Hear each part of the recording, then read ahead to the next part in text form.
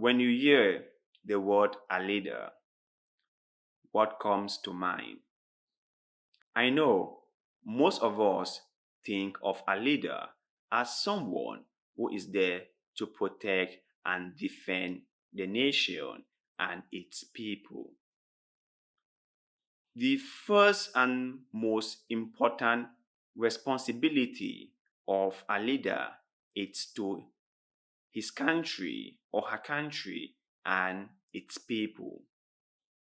If a leader is unable to carry out these responsibilities, then he or she is not fit to be called a leader.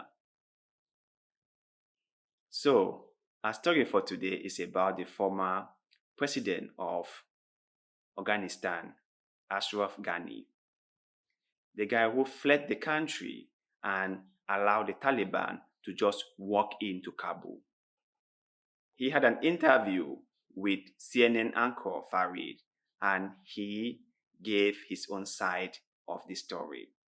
Please watch and listen to what he said. People around the world are wondering why you decided to leave. In May 2021, just months earlier, you gave an interview to Der Spiegel in which you said, and I'm now going to quote you, "No power in the world could persuade me to get on a plane and leave this country. It is a country I love and I will die defending." But you did get on a plane and leave the country. Why? I did get on a plane because it became impossible to defend it.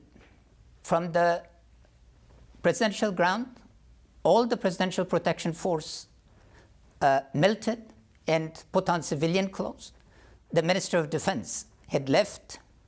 I was ready to go to the Minister of Defense because he had called me that Kabul could not be defended, and I said, I'm going to come to the ministry. The ministry was empty. He was on a plane. I was the last to leave, and the reason I left was because I did not want to give the Taliban and their supporters the pleasure of yet again humiliating an Afghan president and making him sign over the legitimacy of the government. I've never been afraid. You've seen repeatedly rockets have come, landed around me, and I've not moved. But to surrender and be humiliated, and it was a split-second decision because they had entered Kabul and the embassy, the US embassy, had already evacuated the embassy at 9 o'clock. One of the things in the report says that you and your national security advisor, and more your national security advisor, began to worry that the Presidential Guard itself would assassinate you. Were you not sure of the loyalties even of your own personal Presidential Guard?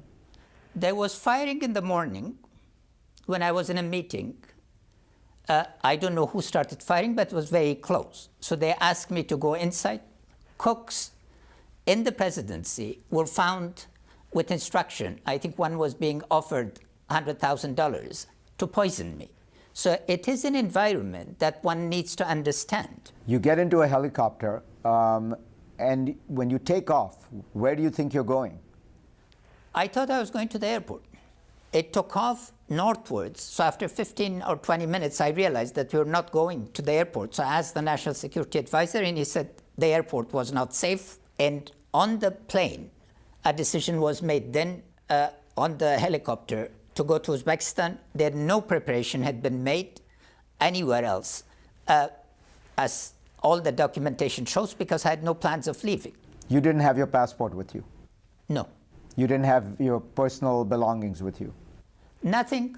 I was wearing Afghan clothes with a waistcoat and a pair of shoes, and that was it.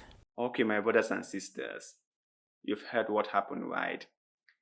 He said he didn't plan to flee the country, but he had no choice because all the people he trusted betrayed him.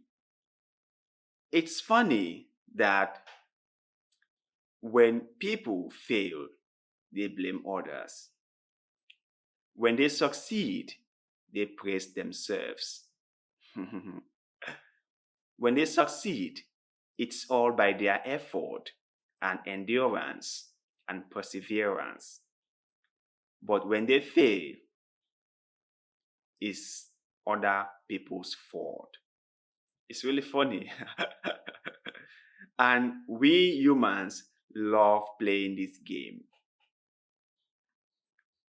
He was the president of the country. It was his responsibility to make sure that the country is safe.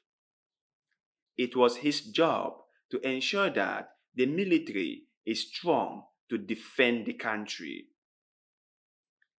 It was his job to ensure that the people around him are people he can trust in good times and or in bad times.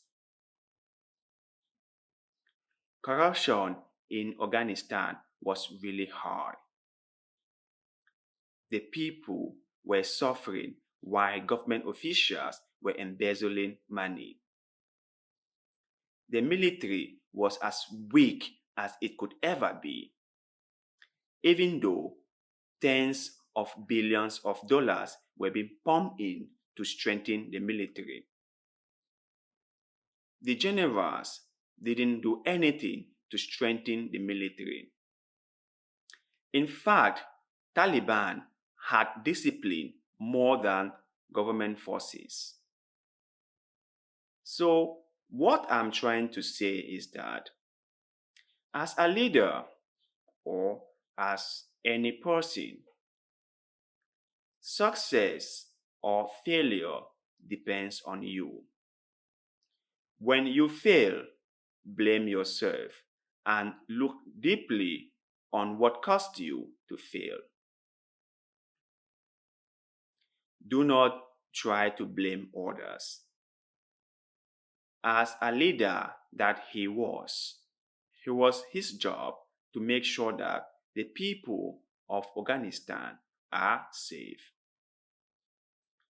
It was his job to make sure that the military is strong enough to withstand Taliban's attacks.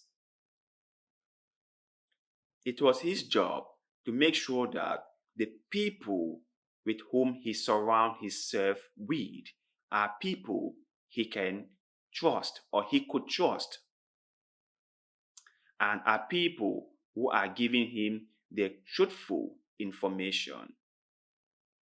So Ghani has no one to blame but himself for this failure. I was shocked at the way the soldiers just abandoned their post. Taliban just stroll in like if they were going to a nightclub or something. They had no resistance from the Afghan army. So my brothers and sisters, after watching Ghani's excuses as to why he fled the country, what is your take?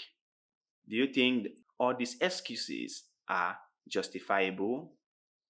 Please share your thoughts and opinion with us. Because like always, we like hearing what you have to say. And one more thing, share your stories with us and we shall talk about it on this show. Thank you very much for watching this video and see you in the next one. Goodbye.